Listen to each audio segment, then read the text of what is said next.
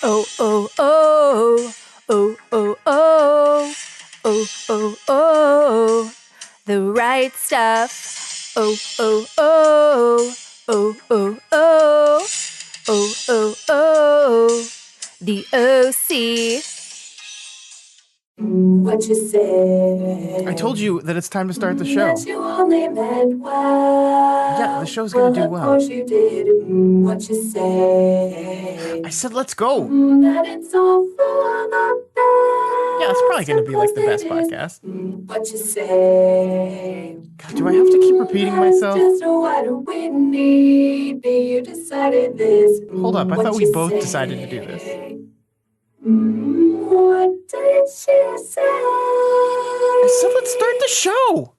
Hey everyone, welcome to What You Say, an OC podcast. My name, it's Elyse Daly. And I'm Scott Daly. And together, We're the Dailies. This is the podcast where each and every week my wife Elyse and I go through the hit 2000s teen drama, The OC, episode by episode. This week on the show, we are covering Season 2, Episode 3, The New Kids on the Block. Oh, oh, oh, the right stuff. Ugh, Elyse, how you feeling today? I'm feeling okay. I had barbecue. It's Memorial Day, and I had barbecue for lunch and dinner. And homemade ice cream. And I'm feeling a little slow today. You know when you have so much sleepy. sugar that then your face starts to feel like it's getting swollen? No. Oh. Stop eating so much sugar. But I love it. Oh my God, I've never experienced that in my life. You've never experienced that in your No. life? Oh my God, calm down on the sugar intake. No, never. Oh, I'm so Scott- full. It's good. We're going to have to power through this episode because I am It's okay. stuffed. You're getting the sleepies. Ugh, yeah, I'm getting the It's meat okay. sleepies. The meat sleepies. So, Scott, you're right. This is the podcast where each and every week we watch the OC, but it's also the podcast where each and every week we talk about the highs and the lows of our week. That's what we do. It's the Rosies and Thornies We show. call that the Rosies and the Thorny show. Yeah. Because it's the good and the bad. Yeah. It's the sharp part. Someone in the chat last week in our Discord said that roses don't actually have thorns. They're called something different. And we're just going to pretend that they never said that. Yeah. And go Because carry on why with would they our write a lives. song about it if Yeah. they didn't have thorns? Exactly. Yeah. No one's ever written a song about anything that was wrong. It's true. Ever. It's true. Ever. Yeah. So- The right stuff. I mean, yeah, it can't be the wrong stuff. It's No, the right it's stuff. true. It's in the song. Elyse, Zigga zigga ah. I don't even know what to do with that. Hey Elyse, what's your thorn for this week?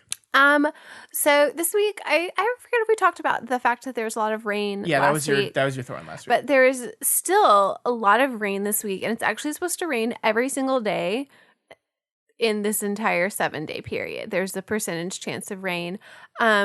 But for some reason today, the rain makes Penny go bonkers in the sense that it used to be whenever she was a puppy, she wouldn't go outside in order to go to the bathroom. And now we've gotten over that hurdle. we have. Except every time that she has an accident, which she has not had an accident in, I would say, month and a half at least. There was, I think, one right when quarantine started around spring break. But she had one today. I was like, what the deal, Penny? What the deal, Penny? What the deal, Penny? What the deal, Penny? And I got off the bike. I didn't hear her ring the bell, because if I had heard her ring the bell over and over, I would have yelled at you and said, Scott, let the puppy out. Okay, yeah, I mean, I think the caveat on this accident is you were in the guest room riding your exercise bike. I was in my office with my headphones on editing a video. Yeah. So it is very possible that poor dog rang the bell and neither of us heard it. I guess that's true, but still, it's frustrating. At least it was poop and she didn't pee. If I had to pick an accident out of the two, I'd rather her poop than pee. It's so much easier to clean up poop. Everyone that has a dog knows this. The poop doesn't soak into the carpet. You just pick it up. As long as it's not diarrhea. That on the carpet and just a little spit and you just pee. It's just, ugh. Yeah. So Speaking of bells, what? Penny's ringing the bell. Penny is ringing the bell She right is now. ringing the bell right now. Why don't you go deal with that while I tell our audience about what my Yes, thorn is? because I already know what this thorn is, and it's a thorn for me too. So, we rent a house, and I am supposed to do yard work, and I am, admittedly not very punctual when it comes to our yard work. We have these bushes in the front of our house, and they have grown very, very, very tall, and I have been meaning to trim them for months. I think it was about Christmas time where I looked at those bushes and I said, those have gotten pretty tall. I should probably trim those down, and I didn't. And then, I got time now, so it's quarantine. I said, I'm going to trim those bushes. So I went out there with my hedge trimmer, and it's a battery powered hedge trimmer. And I went out there and I trimmed half the bushes, and the half that I finished, they look nice. They look so nice. And then, the battery on the hedge trimmer died. And I was like, it's surprising me that it only lasted like 20 minutes, but I don't know, maybe it's just an old charge or something. So I plugged it in, gave it a day, and then it just doesn't hold a charge anymore. The battery is just not holding a charge anymore. So my thorn is that I finally, after months, worked up the gumption to go trim the hedges, and now they're only half done, and I literally can't finish them because the battery's broken. So I guess we're just going to have half trimmed hedges, for the foreseeable future. What? Yeah. I mean, it'll be fine, right? It'll be totally fine. No, it won't be fine. I need you to fix it. How am I going to do that? Buy a new battery charger. It's not the charger, it's the battery. Buy a new battery. Yeah, those are cheap. I don't know how much they are. A lot. Money. Are they? Yeah, they're money. Okay. Well, we can wait. We'll just take scissors. We'll just get our kitchen shears. Let's do it. We'll just, trim the rest of them. Yeah. There's not that many, those right? Bushes, it's a holly bush. So you want to talk about thorns. Those bushes got a lot of thorns in them. Oh, jokes. Hey, Elyse. Thornies and the berries. Hey, Elyse. Yeah. What's your rose? What happened good this week? Last week we told everyone that if they liked me, they should listen to this show that was going to happen on Saturday. And it happened, and it was really fun. I thought the Doof variety show went well. Yeah, this was the show put on by Ruben and Elliot as their final pilot season episode. Elyse was a guest on the episode. It was a grand time. I thought you were Me and great. my wine bowl. Yeah, everyone loved your giant ass wine glass. I thought it was a fun time. You gotta live. Yeah. I think what Ruben said is he said by inviting the two of you on, I was hoping to capture some of that what you say energy, and I feel like we didn't let him down. Of course not. We're very bad at games. We learned we're not good. Well, at games. that's because we don't play enough games to practice being good at games. I don't if know. we played more games, then maybe we'd do better. But I still want to bring up the point that how are you supposed to tell if a person is lying if you can't look them in the face? Yeah, you got to be able to look them in the eyes because it's all in the eyes. Yeah, I mean, anyone can write a good story and lie. That's how I can tell when you're lying to me is when you look me in the eyes and Scott, twitch. I can lie and look you dead in the eyes. Lie to me right now. Lie to me right now. But Elyse. you're gonna know that it's a lie. Okay, just say something, maybe, and I'll guess. Go. I don't know. I'm on the spot right now. Liar. Scott, you know everything. What am I supposed to lie about? I don't know. I was trying to put you on the spot, and you really didn't rise to the occasion. When I was a child, I was playing with my older sister. We shared a room at the time. I shared a room with both of my sisters, my older and my younger. And we had a TV on the dresser. And I was playing, and I pulled the TV cord, and the TV fell on my head. Truth. True. Yeah. See, I can tell. But you didn't know that, did you? No, I didn't. I didn't know that. Oh. Yeah, Siri didn't know it either. She thought she did, but she didn't. Yeah. Hey, Scott. Yeah. What's your rose? My rose is the television program called Boy Meets World. And I don't know if we've talked about this on the show recently or not, but Boy Meets World. When this boy meets world, boy meets world. What's he wandering down? This road called life. What does he know what he's doing? You know your friends will always stand by me. Stand by me. When this boy meets world. Anyway, so yeah, Boy Meets World, for those that don't know, is a sitcom. Was it on Disney Channel? I think it was on ABC, actually. It was part of the TGIF. It was? Oh, wow. Mm-hmm, the end of it. Interesting. Yeah. Yeah, so it's on Disney Plus, and Elyse and I, at the very beginning of the quarantine, needed like a Just to take our mind off it, quick 30-minute show, and we have been devouring the episodes of the show. And this show is so 90s, and I love it. I love it so much. I enjoyed the 90s. There's very little of the experience of rewatching the show that I have not enjoyed, except for the parts where they just change stuff. I really feel like we've talked about this show before. The point is, we got this week to... I really feel like this has been a rose before. You know, can we just talk about for a second instead of this? Let's just talk about how great the music was in the 90s and early 2000s. Just the music in general? The music in general was fantastic. Actually, the ride that I did today for my bike was a 2000s, 2010s music ride. The Penny Poop ride? Yeah. It was so good. You know, some Nelly, some Fergie. You just went to 2010s. That's different. The early 2000s. That's not the 90s. I'm talking about my upbringing, okay? Just when I grew up, the 90s and the 2000s were great times. Yeah. I mean, I think, there's a lot of that has to do with the fact that that I grew up in that time, and anytime that I grow up, it's going to be good music. Here's what's happening to you, Elyse. You're in your 30s now. I know. I'm becoming the old person who goes to the grocery store and hears the music playing from their generation over the grocery store. And it is a sad place, but it's also a good place because then you can sing Ashley Simpson while walking down the aisles of the grocery store, doing an arabesque, living and loving life. I just want you to know that was never okay, even in the 90s. What? Just singing Ashley Simpson. I'm doing an air. But here's the deal, Scott. Now nobody knows if you're actually singing along because your mouth is covered. So they can hear the voice, but they don't really know if it's coming from you. You know, I do this thing when I walk by people in stores and stuff where I smile at them and just just a friendly smile. And I realized I've been doing it still. Yeah, no. And no one can tell. It's worthless. Yeah. I actually was doing that too in school as we were passing teachers as we were getting things prepped for that student supply pickup, and I realized I couldn't tell, so I said, "I'm smiling at you, just so you know." That's weird. You made it real weird. Why? I just looked over our past scripts, and we have not talked about Boy Meets World. So well, that's great. You looked over all the scripts. The past 3 weeks. Wow. Which are the ones that we've been doing since Boy Meets World came out.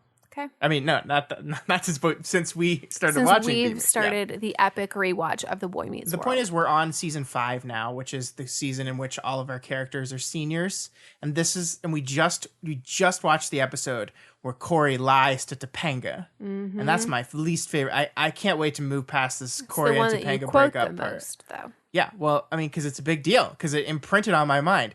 You lied to Topanga.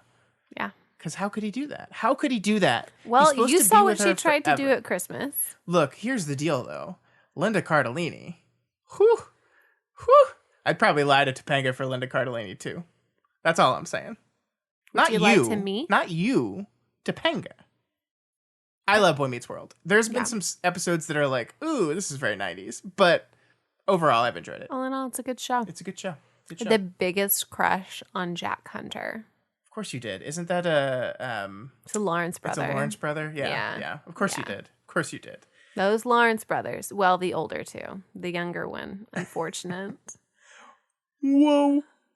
Did you ever watch Blossom, or were you too young for that? I was too young for that. We watched a lot of Blossom. What was Blossom? Blossom is a show that the Joey Lawrence was in. The eldest? Yeah. It's also the one that had the girl in it who ended up Mayim Bialik, who ended up being on Big Bang Theory, was the lead of it, and it had Joey Lawrence in it, and he went, whoa. That's all I remember about it. But we watched a lot of Blossom. I don't remember that. All right, Elyse, that is it for Rosies and Thornies. Let's talk about the Orange County. Let's do it. Scott. If you didn't recognize the New Kids on the Block song that I started off, which most of our listeners probably haven't because we're old. So that's a New Kids on the Block song. We're talking about predating NSYNC and Backstreet Boys. New Kids on the Block. They got us here. They were the first Kids on the Block. They were the new ones. And so that is this episode. titled The New Kids on the Block. It's the third episode of season 2 of The OC, written by Stephanie Savage and directed by Lev Spiro, who previously directed last year's Valentine's Day episode, The Heartbreak, originally aired on November the 18th, 2004. And this will be Lev Spiro's last episode of The OC. Well, you didn't tell me that. I'm sorry. It's goodbye, Lev. Thank you for your service. Why do you leave the trivia up just for you? Because sometimes I like to be the know-it-all, you know? It's most times. On this episode, Seth selfishly attempts to win back Summer by getting a job at the new music venue in town in order to get her tickets to the show. It seems like it's going to work, but then he blows it because, of course, he does. But we do meet Alex, played by Olivia Wilde, who is probably, but not yet, a major character. Meanwhile, there's another new girl in town, Ryan's new physics lab partner, Lindsay. I already like her more than Marissa. One episode. I already like her more. Also, Caleb's legal troubles are starting to compound. In response, he steps down as CEO of the Newport Group, naming Julie Cooper as his replacement. So I usually don't like the IMDb summaries because I think they're usually bad, but I had to pull this one because it's the most fucking hilarious thing I ever read. So Seth pulls off a magnanimous gesture for Summer, then blows it. Lindsay and Ryan become physics lab partners and share some romantic chemistry. And lastly, here's the part I love. Embattled Caleb names Julie as Newport Group's CEO.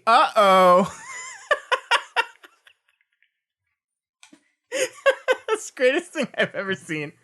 I'm actually surprised you didn't try and work that into your own. I would not take credit for that. It's too good. It's too good.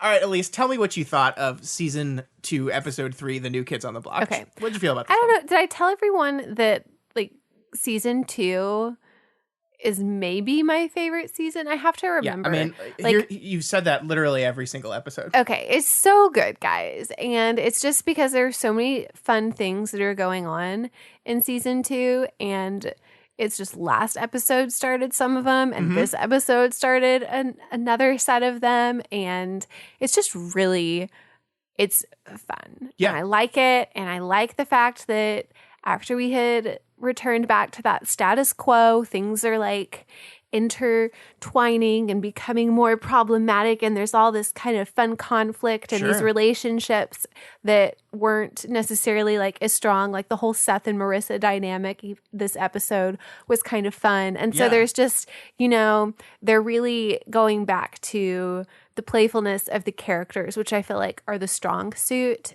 of the show. Sure. And it's great. Yeah, and I think they've kind of realized that the Seth, Summer, Ryan, Marissa dynamic was a little played out at the end of a 27-episode season, and they're trying to twist these characters around in new ways. I agree with you. Seth and Marissa spending time together was the first time the show has ever done that. And we didn't talk about it last week, but last week there was a moment when Ryan knocked on Summer's door and Summer and Ryan had a conversation, which I don't think had ever happened before that moment either. The thing that I really like about this episode, and the thing that I've really enjoyed about the season as a whole so far, is that every new character that's been introduced, I've liked. I'm not counting DJ because DJ is not a character. He doesn't count. But I really liked Zach. We talked about that last week. I really like Alex so far. She seems fun and interesting. And so far, I like Lindsay. I mean, this is a weird episode because they played her up to kind of be Ryan's antagonist. But by the end of the episode, I think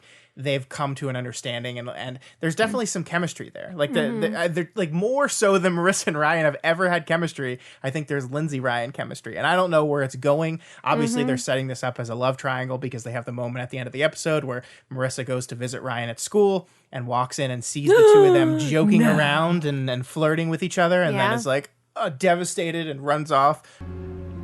Your penmanship, however. Hey, what's wrong with my penmanship? Nothing. Just next time, don't hold the pen between your toes. Next time, don't spell canceling with 2 L's. Yeah, that's wrong. You wanna fix it? I was using the Canadian spelling. Oh, you're using the Canadian spelling. I don't know. Every one of these new characters I've enjoyed a lot. Interesting. And that was not the case in season 1. No. Basically every new character that came into the show in season Oliver, 1, I didn't like. Teresa. I didn't like. Yeah, exactly. Ryan's mom. Yeah, didn't really like her. Yeah. I guess the Nana I like, but that doesn't count. So yeah, no, I'm with you. This was another good episode. I think I still probably liked episode 2 a little bit better than this. I would agree with that. But that's an all-time episode. This is still very, very good. Enjoyed it. So Well, I find it interesting that you liked someone so much that just so happens to be my thorn from this episode. I know. I want to hear this, and hopefully you are not carrying too much future knowledge into this thorn. Mm-hmm. So, what is your thorn of the episode? Is one of our new characters is Lindsay, who is the girl that she comes to the high school. She's on a scholarship, so she's the other poor person in Newport. The show establishes this right away because she turns into a parking spot in like an old busted up car, and then like is immediately teased by some of the rich socialites of the school for it. What do you not like about Lindsay? I am very annoyed by her character, by the just assumptions that she makes about everyone whenever she comes in, and the like holier than thou, I am right, I am smart, I will do whatever I can do in order to be the best and everyone else is awful mentality that she has. It really just rubs me the wrong way. Sure. And I mean, like, they do set it up for her to be some sort of, like, character that is there for longer than just this episode. And without spoiling anything, she's there for more than one episode. And throughout the time that she is there, she's not my favorite. I just get kind of... See, here's the deal. I realized this as I was typing it. Every single person that they have play someone interested in Ryan, I find extremely annoying, and I don't like them. I didn't like Teresa. Marissa. I didn't like I don't really like Marissa. This Lindsay character is awful. So I don't know if it's like... Are you in love with Ryan? No. Is that what this is? No. Because I don't like his character frustrates me too. And so I don't know if it's his character frustrates me. So everyone that they try to pair with him frustrates me because of how they're trying to like make them interact together or what. But it's like her personality is not my favorite. I would not be her friend. She's definitely a jerk. I mean, we have the moment where she like completes the physics homework for Ryan and then is basically says like, God doesn't give with both hands, Ryan. The only reason why I transferred to Harbor was so I could load up on AP courses, get accepted into Yale early, and never have to look at another cheerleader or water polo player ever again. No offense. Okay, I think you got the wrong idea about me. You think I'm stupid. God doesn't give with both hands. So, take the A. Enjoy it. It's my treat. Like, which is, I guess you're pretty, so therefore you can't be smart. Yeah. She's very, which is kind of like a backhand compliment too. It's like, oh, you think I'm pretty? Oh, thank you. But no, you're 100% right that this episode, for 41 minutes of the runtime of this episode, she is the worst. She's she's self-involved. I'm not here to make friends. I'm here to get AP credit so I can go to Yale. I think everyone here I am better than everyone here because they're all rich, which they are. And no one is as smart as me. And she's totally wrong about Ryan, like completely 100% wrong. Yeah. But I did think, and maybe this will not end up being true in the episodes in the future, but I did think by the end of the episode, she has at least like come to realize that she made a lot of incorrect assumptions about Ryan. And hopefully has learned a lesson from those incorrect assumptions. We'll see how it plays out. I don't know. I don't know how, like, I liked her. I don't like her as a person. I like her as a character. Okay, out of all three of the females that have been paired with Ryan, she's my favorite so there you far. go. Yeah, maybe that's just the low bar that I'm operating But it is, from. Yeah. Out of all of the females on the show, she's still scraping the bottom of the barrel. But, you know. Sure. I mean, nobody can be as good as Summer. See, I like Julie more than I like her. Wow. Okay. Because Julie at least, like, is fun to watch, you know? Sure. Yeah. Julie She's is monstrous enjoyable. in an entertaining Desperate Housewives kind of way. Yeah. Lindsay is just a jerk. Yeah. I get that. Yeah. It did not bother me as much as it bothered you. And maybe by the end of the season, I will be right there on the same page with you. But so far, I'm like, yeah, she was bad, but that's the whole point was setting up, like, sometimes you have to create chemistry via conflict, and so we have these characters who hate each other at first Sure. and then Why learn not? to like each other. Why not? So that's kind of what I thought they were doing. So we'll see. Yeah. I do think it's interesting that one of the other things that the show does is basically setting up Zach to be the perfect man. I mean, Marissa even like quotes that like, Zach is perfect. Is it just me, or is Zach perfect? He's good looking, but not into himself. Smart, but not a show off. Athletic, but sensitive. A politician's son. Hey, he's like Newport's Prince William. Yes. And then later in the episode, Summer notices it too. Summer says, like, you're so adult, you're so mature, like, you're not at all self-conscious. Like, he gives this wonderfully adult speech that, like, you need to deal with your stuff with Seth. You need to go talk to him. And I'm going to set this out. I'm not jealous. I'm not worried. Deal with your stuff and maybe come back. And then we see at the very end of the episode. Why are you talking about this? I just think it's a good contrast to Lindsay. And it leads into my thorn. Okay. And at the very end of the episode, we see he's having dinner with Summer's father. And blowing it like out of the park. He's nailing it. Like, he's doing Congressman's son. Yeah, everything that Seth failed at, Zach succeeds at. Being mature, not being self-absorbed. Like, and that is, Elyse, my thorn of this week's episode. My thorn of this week's episode is Seth Cohen, who is he just sucks in this episode. He sucks. And he sucks by design, right? He's awful. I'm sorry, I just pictured the part where he was cleaning the shot glasses and Alex needed the help lifting the things off of the floor, and then he doesn't know how to do it. Yeah. And then I don't know if you have. Were you going to play that clip thing? You should play that. I don't think that clip find works because it's visual. Like, it's the reason the joke works is because it's just so funny. She's struggling to lift the big tray of shot glasses, and he goes to help her, and he can't. Like, he literally like tries to like make his body go down as close to the floor as possible so that he can just get the tip of his shoulder underneath. And then he can't stand up all the way. And then he like says that he hurt himself just by doing that. It's brilliant. I know we've said this so many times on the show, but Adam Brody, holy shit. It's phenomenal. He's so good. He's so good. Funny. I can't believe he's not in more things. Like, why isn't this man a superstar? I don't know. Funny. He's only in these little indie films. And that's why. So I say this is my thorn, and this is a weird thorn for me because I like what the show is doing with Seth Cohen right now, but I hate Seth Cohen right now. And so, like, I'm not saying that the show is doing wrong by doing this. I'm just saying that when I watch the show, I'm just like, I'm pissed off at Seth Cohen because he's making all these mistakes that are bad. Awful. Yeah. Like, he starts the episode talking to Ryan about how he's gonna take what Summer said to heart. He's not gonna be selfish anymore. Why didn't you just tell me then? It's kind of hard getting a word in. I mean, you're a good talker, but you're not so good with the listening. Right then. I have to change. I have to be like a better person. Better how? Less selfish, more selfless. Let's take more give. Less pitching, more catching. Look, man, I'm used to it. You don't have to change for me. Oh, I'm not changing for you. For who then? Summer?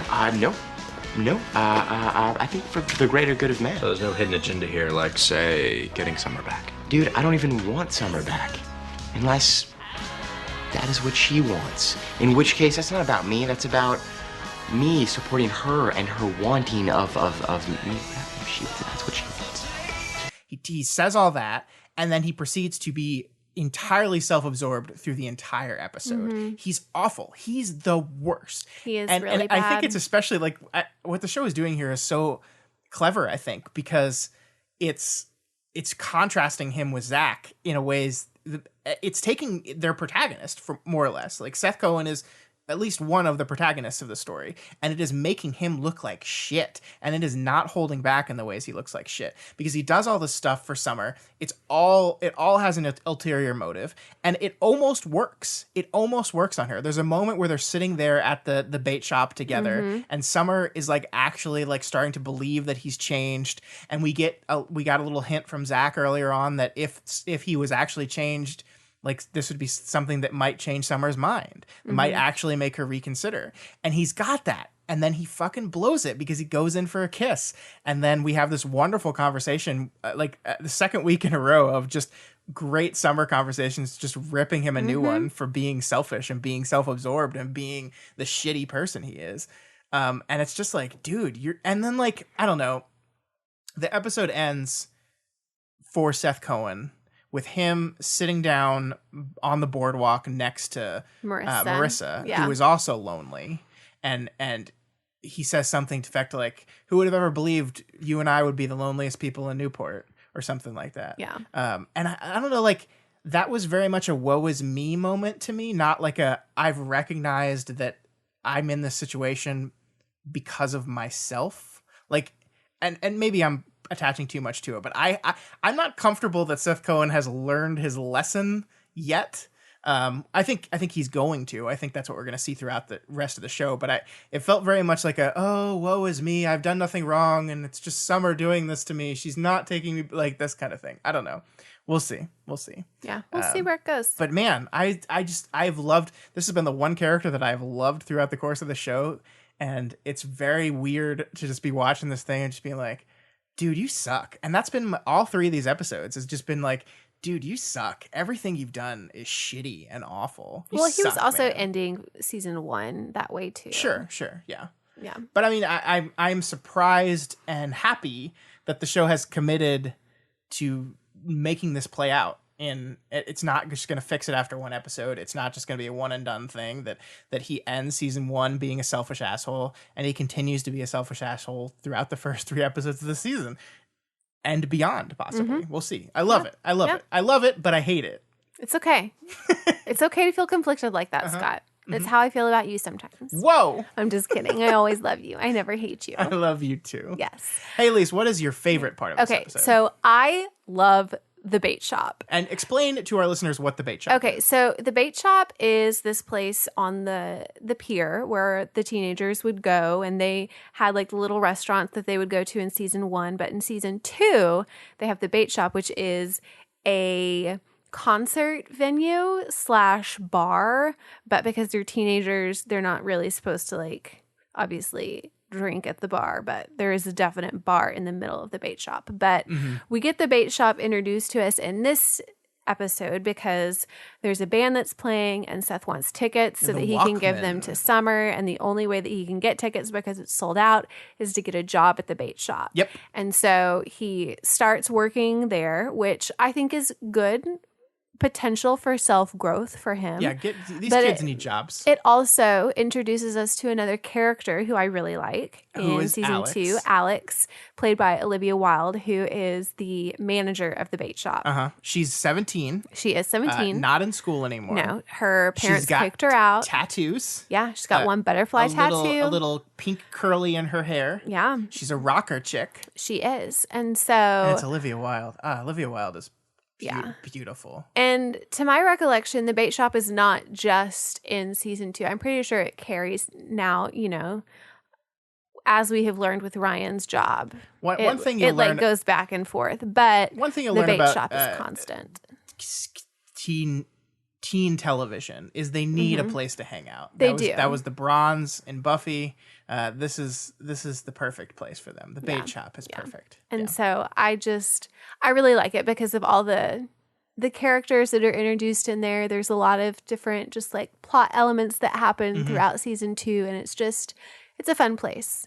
They do bring live music, like real bands that come on, and I think that that's always been a fun part of a teenage drama as well. What do you think about Alex? Do you like Alex? I like Alex. Why do you like Alex? I can't tell you why I like Alex. Okay. I guess you should be the one asking me this. Yeah. They are setting up Alex to be a romantic interest for Seth. Yeah, like 100%. Yes. And it's interesting because I can tell they're doing that, but they didn't make it super obvious. Like there's not this, like she goes through this entire episode when there's nothing between her and Seth other than boss and employee, right? Yeah. I loved the moment when he gets the mop. I have a mop, Ryan. You got a mop, bro. It's really funny. He's so proud of his mop. Yeah. I'm interested in her. The only thing I'll say about her is like they're building her to be the very, very stereotypical like bad girl type of character, They are. And I don't think she's gonna stay that way. But like the surface read, you walk up to her, like just the way she's dressed, the way she acts, like she's supposed to be more of like archetype. the music, right? Alternative early 2000s style, Avril Lavigne. Yeah, exactly. That's who she's supposed to be. Which I'm sure all these people don't even know who that is anymore. Yeah, because they do. Yeah, they know Avril Lavigne. Everyone knows Skater Boy. She said, "See you later, boy." Yeah. I mean, Olivia Wilde is gorgeous, and I think she's a wonderful character. I'm a huge fan of Olivia Wilde, so that's one reason why I like Alex, because I just adore her as a person. I love her acting. Like Olivia Wilde is a very good actress. Yeah, and she's a good director now because she directed that movie, Booksmart. Yes, loved that movie. Anyways, I love the bait shop. I'm just so excited that it's here. Mm-hmm. I can't wait to see more of it. Do you want to know what my rose of the episode is? I do. My rose of the episode revolves around everyone's favorite monster, Julie Cooper. What you were talking about with Julie Cooper a little bit ago when we were talking about Lindsay, I think is absolutely true. And I think the show is at its best when Julie Cooper is playing the villain character. And we're really setting that up here because there's this moment. So Caleb is in trouble. He is, and there's our AC coming on. Caleb is in trouble and he is like trying to figure out what to do. And one of the things Sandy tells him is, you got to step down from your job. You cannot be the CEO of the Newport Group while you're on trial for bribery. Yeah. And you've got to if you want the company to survive, you've got to step down. And he does. And there's this wonderful scene where you think he's about to give the reins of CEO over to his daughter, who has earned it. And what does he say? He says, no, the new CEO will be... Julie and I have been talking, and I've come to a decision. Tomorrow morning, I'm calling a press conference to announce that I'll be stepping down from the Newport Group and appointing a new CEO. Oh, I'm glad you listened to reason. Dad, wow.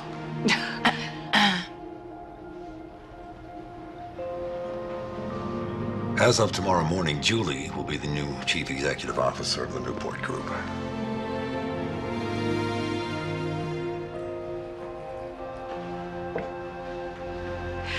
Who needs more champagne?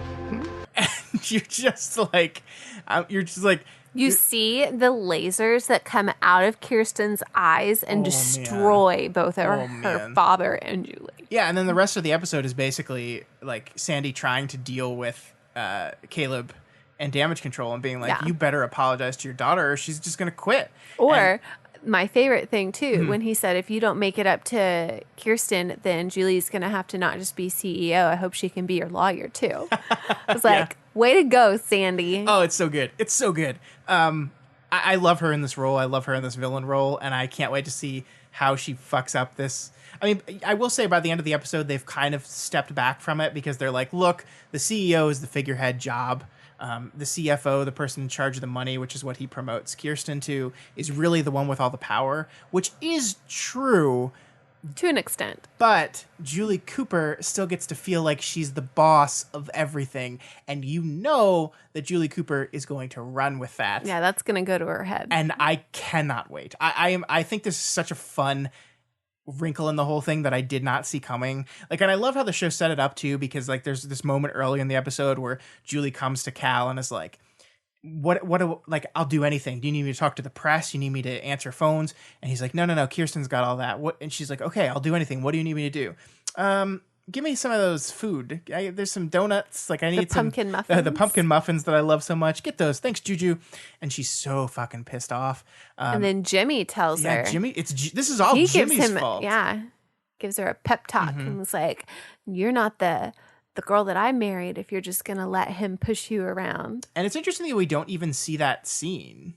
We don't see the scene where Julie like confronts Caleb about it because they wanted it to be a surprise. Yeah, we just assume that happens in the background, and that's what convinces Caleb to change his mind. Yeah. I think it works better that way, actually, because like I love the surprise of that scene. It's so good. Because poor Kirsten's like, oh, Dad, thank you so much. And then Julie's like, just like, oh my God, what a fun idea. I love it. I love it. I love it. I love it. It's my favorite part of the episode. I've been like on and off interested in this whole Caleb drama. And now And I'm you're fully on board. Okay. I'm fully on board. I love it. Love it. Okay, Scott, you know what I also love do you about love? our show Uh-huh. is how attuned you are to style these days. To women's style To of how, as I'm 2004. watching the show with you, you're like, ew, what is that? Uh-huh. What do you call those? It just makes me laugh. So what is the section? What is the name of the section? You said you were going to work on a jingle too, and I don't think you have. I didn't have time for the jingle, but I think I had called it Scott's Style Sense. Mm-hmm. Jingle me. Just jingle me right now. I can't. Ugh. It's too much pressure. It's not. There's no pressure. This isn't live. There's no pressure. I'll have to think on it. That's what you said last week. I know. I had a busy week, Scott. You Every know I have week's a busy week. Scott, it was real busy. You know, you were here. Fine. Okay. Scott's Style Sense, jingle pending. Here we go. First of all, style number one. And I just want to say, everyone, this is all women because, guy, it's a t-shirt and jeans. That's really it. They're wearing t-shirts and jeans. That's it. It's boring. Okay. Seth got a haircut. And actually, Seth says he got a haircut. I haven't noticed his hair any different at all. It's fine. So style number one, Julie Cooper, beginning of the episode. And I've actually taken screenshots of these styles and put them in our script so Elyse can see what I'm talking about. And she can help me she can help me name these things as I go through. So at the beginning of the season or episode, we see Julie walk into the Cohen's house and she's wearing this black and white sweatsuit. I would call it a thing. tennis skirt. Yeah, okay. And then a matching sweater. But it's definitely like sweat suit material, right? Like probably like the Juicy Couture type stuff. Yeah, and it's like black leisure. And it's lined in white. And baby, this looks good. Yeah. This is a good look. No, this is something that I feel like people could wear. Yeah, today. And if it were a little bit longer, it could definitely be one of those things that you wear to the gym. And then it's that length is where it's my favorite part. Look at those legs. But it could be something that goes from gym to office. Oh. If it were a little bit longer of a skirt. And you could still keep it to the same skin tight, but that way it's a pencil skirt. It is skinned. So you called it a skirt. I don't think it has a short part of it. I think this is just a very You tight wouldn't be skirt. able to see the shorts. Oh, really? Yeah. Unless she was playing tennis. Unless she was playing tennis. I gotcha. Well, the point is, this looks really good. Yeah, I think it's a nice outfit. Yeah, loved it. I saw I'd that wear it. and I was like, ooh. And then I saw something else and I was like, ooh. So Marissa Cooper is at school and she's wearing like basically just like a pink top with you know, her normal. It's like it's a pink long sleeve top with a skirt, but she's wearing like a long strand of pearls. And it looks so I don't understand why weird you have an issue with the long pearls. It looks so weird to me. It's like is it just because she's a teenager wearing pearls? Like, what's the issue with pearls? I see pearl necklaces as something you wear like with a very fancy dress. I do not see like the casual wearing of pearls. It just doesn't match to me. It looks so these weird. I mean, it looks like pearls, but it's almost more of like just a long strand of beads. I don't like it, necklace. is what I'm saying. I don't like it. Okay. It's bad. So I wore long strands of beads that were pearlescent. Like pearl? Yeah. I would have told you to take them off. That's gross. Okay. Look, is this Elise's style sense? No, it's not. It's Scott's. And I'm trying to like make you gotta go. Sound better. It's gotta go. It's a gotta go. It's out of there. Okay, Scott, who's next? Next we have our new character, Alex. Yeah, played by Olivia Wilde. Mm-hmm. So I don't know how I feel about this look, babe. First of all, she's got tattoos. Yeah. Got the tattoos.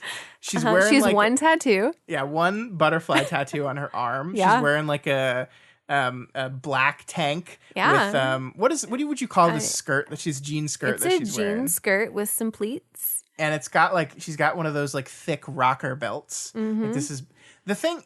The clothing look is fine. The thing I don't like about her, and I don't know how to describe her hair. Okay, so it's a high ponytail. Yeah. It has a poof. Like a poof I at would the say front. it is similar to like the 1950s. But I like that 1960s. look in the 50s. Okay, but they're wearing it in that time with that style clothing. So this is her like mixing two different time periods. Gotcha. So And I she's think that trying that's to do, probably what you're upset with. She's trying to do like poodle skirt hair with rocker chick clothes. You know what her whole vibe kind of reminds me of? What? Is roller derby. You're right. And I'm not a big fan of the roller derby. You're not a big fan of the roller derby because I'm I not feel a like big roller fan. derby is very much like trying to take the 50s classic woman, like, but with lots of makeup sort of hairstyle and everything, and put it with the grungier clothes. Yeah, I think you're right. And I that's think you're right. exactly what she is. I think the part that bothers me the most for whatever reason is and in the poof, there's like one curl of the poof that has pink in it. It's purple. It's no, it can't be. I'm worried about your ability to sense colors. I'm pretty sure that this one is purple. I know we had the whole debate about Summer's bedroom being pink and purple, but I really think that her hair was purple. I really think it's pink here. But okay, I'll trust you. Okay. On that. It's okay. She's got a little purple. Yeah. It's just on the inside. It's almost like she had a sponge curl in there and she left it in there. Yeah. Loved it. No, I don't Hated like it. it. I don't like it. I love Alex as a character. Don't like her look. I hope we see something different a little bit later. Yeah. It's a gotta go. Okay. Next we have Lindsay, babe. How would you describe Lindsay's look? Slouchy. So in the picture I've shown, Lindsay is wearing a long sleeve button down collared shirt with a vest, a green. It's not a vest. No, it's a sweater vest. It's a sweater vest. It's a green sweater vest over it. And I think they really like went out of their way to make Lindsay look as plain-y as possible, like to give her clothes not much personality. Purple. It is purple. Touche. Touche. I like, here's the deal. I think Lindsay looks fine. She looks like a normal human being. She looks how normal human beings dress, but she's on a show where people dress crazily. But it's like, we just have to make her look I'm sorry, plain. you're going to have normal people wear that outfit? Yes, people wear that outfit. At least it fits them better, I think. I mean, it's just, I don't know. It does not fit her correctly. What do you mean? This has turned to the Elyse judgment hour. I'm just trying to help you out here, Scott. Okay? Sorry. I think she looks fine. It's just plain. Just kind of boring. Boring. Like her. Ooh. Ouch. And last, and certainly least, Summer has bangs in this episode. She's rocking some bangs, and they are not good. We've already talked about how we feel about bangs on this show, Elyse. Yeah. When Marissa was sporting some in season 1. There's season only 2, one type of bang that we like, and it's not the kind on the forehead. Sexual intercourse is what she's talking about. Just in case nobody got that. Scott, you don't have to mansplain everything. Oh, that's mansplaining. Okay. What do you think about Summer's bangs here? I think that she does not have the correct forehead for a bang. Ooh. Something, I was just going to say cut your hair, but you're like, no, your forehead's wrong. Fix your forehead, Rachel Bilson. No, I mean, it's a proper thing. Like, people with bangs have a certain size forehead. It's true. I know, but it's like, somebody get Rachel Bilson's email and let me tell her about her forehead. I mean, like, that type of bang, too. You know, like, she could have a better bang for her facial structure. But bang. That one that's just, like, completely feathered at the ends and that short is not a good bang for her face. Not a good bang for her buck. No. Scott. What? Why do you turn me into someone who sounds so awful? You're the one saying not a great bang for her face over and over again. It's true. Gosh, Scott. I wish you weren't like always thinking about sex. Like, I wish there was one episode of the show we could get through without you making a sex reference. Constantly, Elyse, constantly. You're the one that just circled right back to it. Elyse, they're teenagers, okay? They are teenagers. Can we just, okay, Boy Meets World. Oh, that's a horny show. never realized That's a this horny season how show. much Corey's just like trying to pounce on Topanga. Had you realized that? I had not. I was a child. I had not met the world yet when I saw it, and I did not know what any of I'm those. shocked. Yeah. Are you shocked? A little bit. Corey's a horny boy. Each time I hear it and watch it, I'm like, what is this? I mean, Corey? he is a 17-year-old boy. Well, yeah, but this played on like. Yeah, but they do it euphemistically, right? Like, they don't ever come Well, right yeah. out and say. I mean, if you were a 7-year-old watching the show, you would have no idea. That literally what happened. Yes. I know.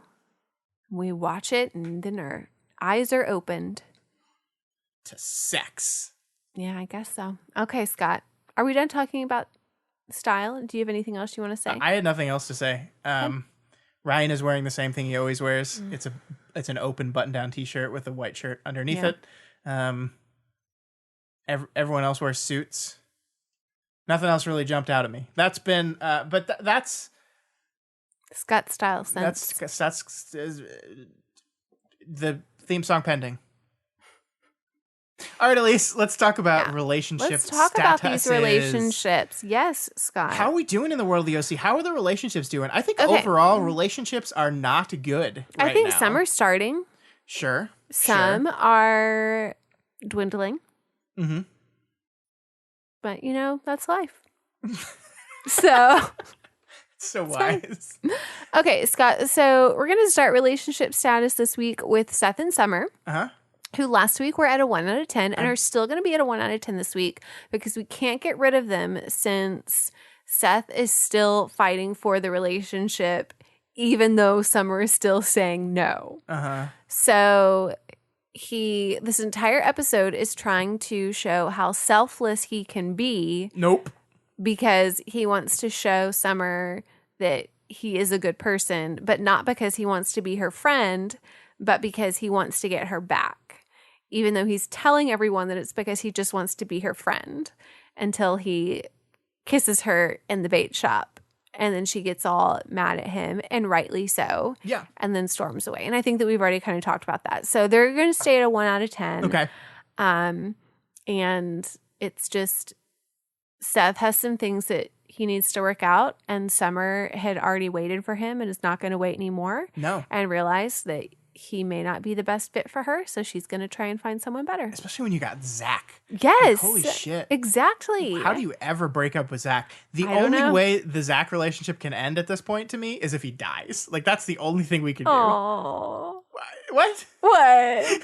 Don't spoil shit for me. Fuck. No. Anyway, Sandy and Kirsten Cohen. Last week, we gave them a 6 out of 10. This week, we're going to bump them up a little bit to a 7 out of 10 because Sandy stands up for Kirsten when her dad screws her over. Yeah, I mean, he is... First of all, everything he's doing is for Kirsten, right? Like, he's taking Caleb on as a client, which actually cost him his job. Yeah, we didn't talk about this. He lost his job this episode. His job at the law firm that he hated and didn't care about is gone now. It's gone. So... he's doing that for her. Then he's arguing with Caleb, trying to get him to fix things.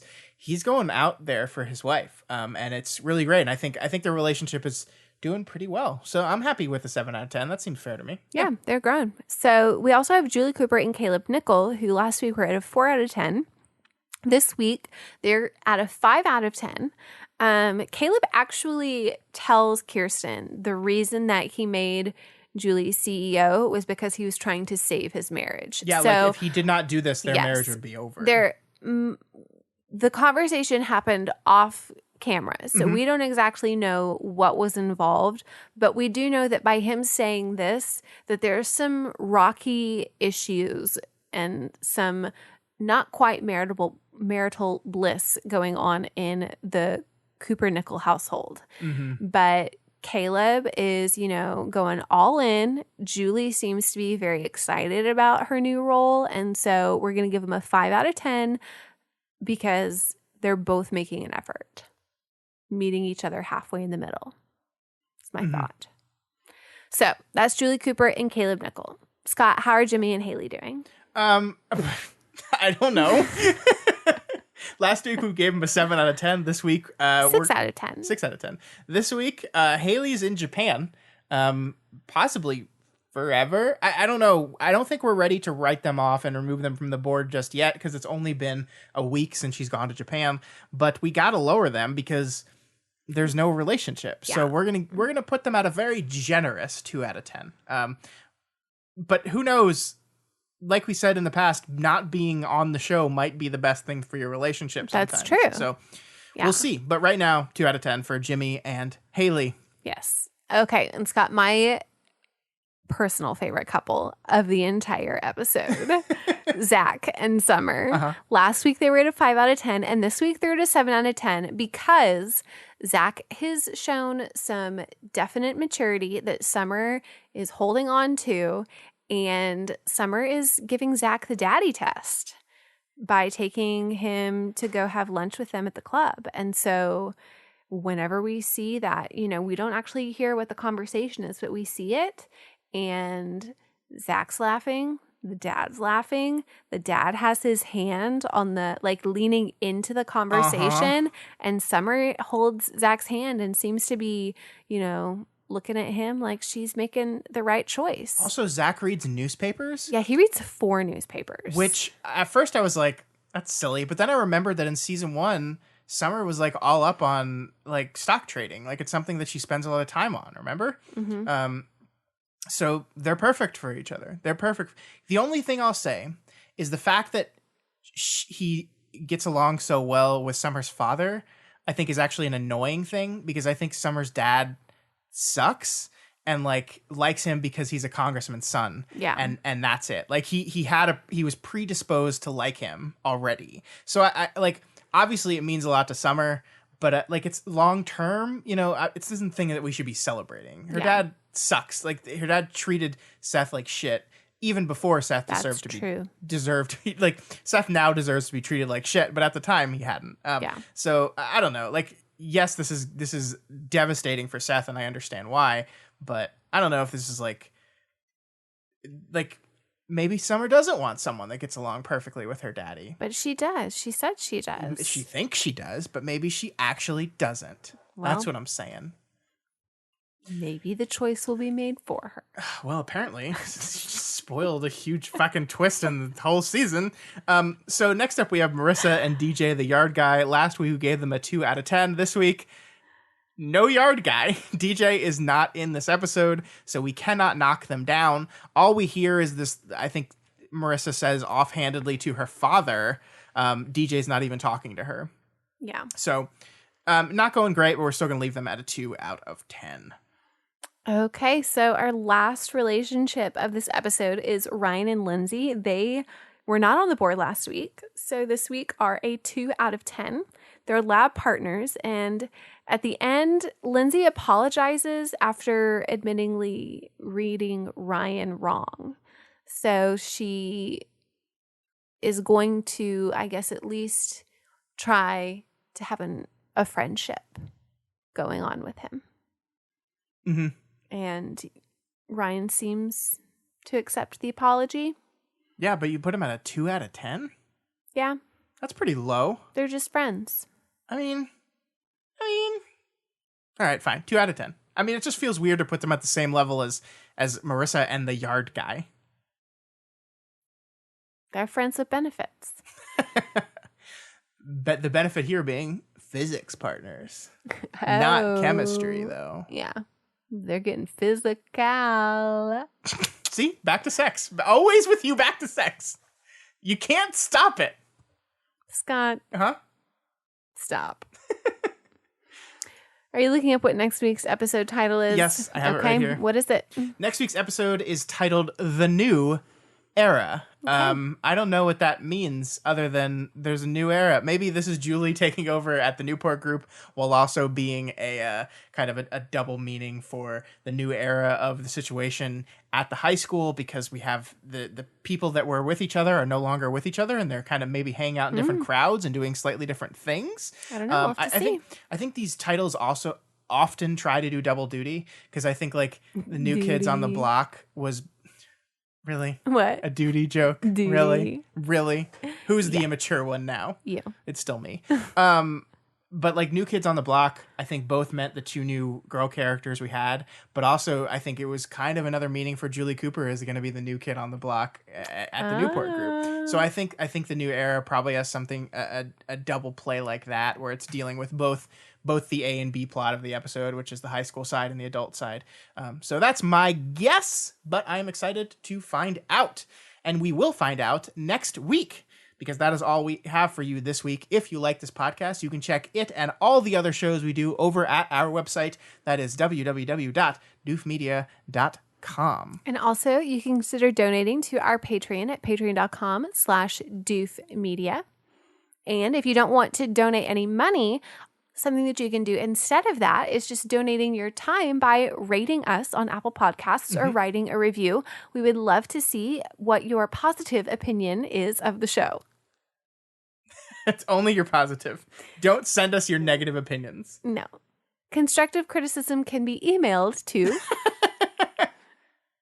thetrash@gmail.com. Ouch. There's probably an account that's called The Trash. Maybe. We should get it. We should get thetrash@gmail.com. Okay. All right.